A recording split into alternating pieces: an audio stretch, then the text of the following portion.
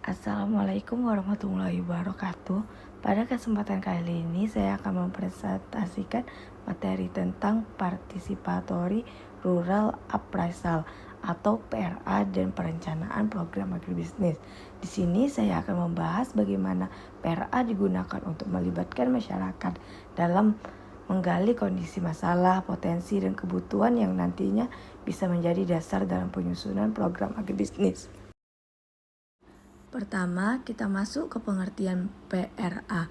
PRA atau Participatory Rural Appraisal merupakan pendekatan yang melibatkan masyarakat secara langsung dalam proses penggalian informasi dan pengambilan keputusan.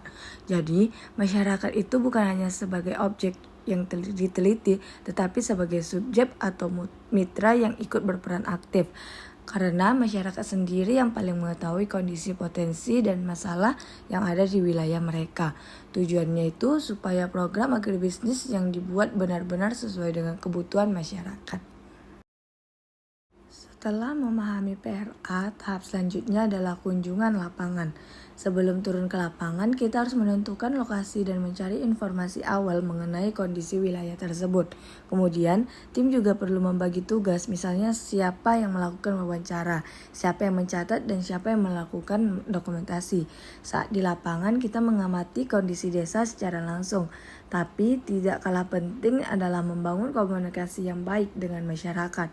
Kita harus bersikap terbuka, menghargai masyarakat, dan kalau kemungkinan menggunakan bahasa yang mudah mereka pahami. Tujuannya itu supaya masyarakat merasa nyaman untuk memberikan informasi.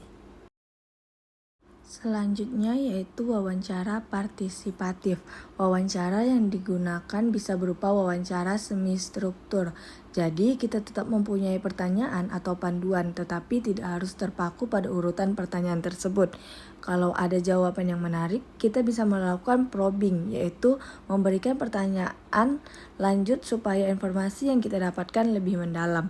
Misalnya ketika petani mengamati hasil panennya menurun, kita bisa bertanya, apa penyebabnya, sejak kapan terjadi, dan bagaimana dampaknya terhadap pendapatan mereka. Dalam wawancara juga harus tetap memperhatikan etika ketika meminta persetujuan, menjaga kerahasiaan, dan menghargai responden. Selain melakukan wawancara, kita juga perlu melakukan pengamatan secara langsung. Pengamatan yang dilakukan secara sistematis. Jadi kita ini mencatat berbagai kondisi yang ditemukan di lapangan dan tidak hanya mencari informasi yang sesuai dengan dugaan awal kita. Data bisa dicatat dalam bentuk catatan lapangan, sketsa, atau foto. Kemudian informasi yang kita dapatkan sebaiknya dibandingkan dari beberapa sumber atau metode. Tujuannya untuk memastikan informasi yang diperoleh lebih akurat. Setelah data terkumpul, kita masuk ke tahap pengolahan data kualitatif. Pertama, hasil wawancara dan catatan lapangan ditulis atau ditranskripsikan. Setelah itu dilakukan coding, yaitu pengelompokan informasi berdasarkan topik atau maknanya. Dari kode tersebut, kemudian kita mencari kategori dan tema utama. Setelah ditemukan, kita bisa melihat pola dan memahami masalah yang terjadi di masyarakat. Yang penting, hasil pemahaman kita juga bisa divalidasi kembali bersama masyarakat.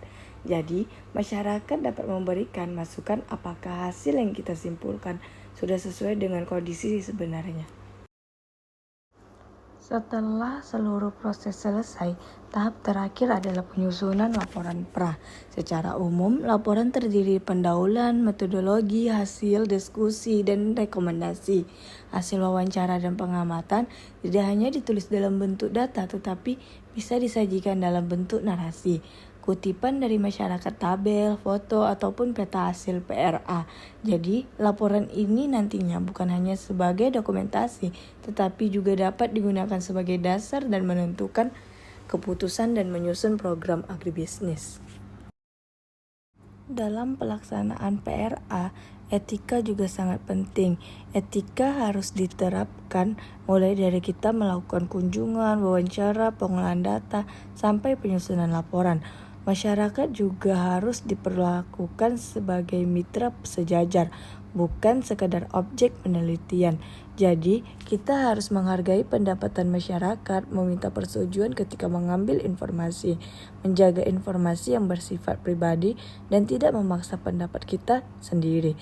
Intinya, masyarakat harus benar-benar diberikan kesempatan untuk menyampaikan suara dan pengalaman mereka.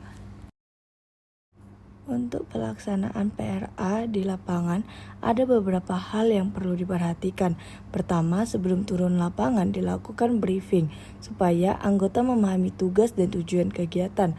Kedua, kita harus menyesuaikan diri dengan kondisi masyarakat di lapangan. Jadi, jangan terlalu kaku dengan rencana yang sudah dibuat.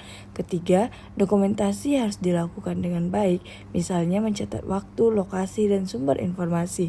Dan yang terakhir adalah melakukan refreshing bersama untuk memastikan informasi yang kita pahami sudah sesuai dengan kondisi masyarakat. Jadi, dari materi yang sudah dijelaskan dapat disimpulkan bahwa PRA merupakan proses yang dilakukan secara terencana dan partisipatif. Prosesnya dilalui dari kunjungan lapangan, wawancara, dan observasi, pengolahan data kualitatif, kemudian penyusunan laporan. Hal yang paling penting adalah masyarakat dilibatkan secara aktif karena mereka memiliki pengetahuan dan pengalaman mengenai kondisi wilayah. Dengan pendekatan ini, informasi yang diperoleh diharapkan dapat membantu dan mengambil keputusan dan menyusun program agribisnis yang lebih sesuai dengan kebutuhan masyarakat. Sekian dari presentasi saya hari ini. Terima kasih. Wassalamualaikum warahmatullahi wabarakatuh.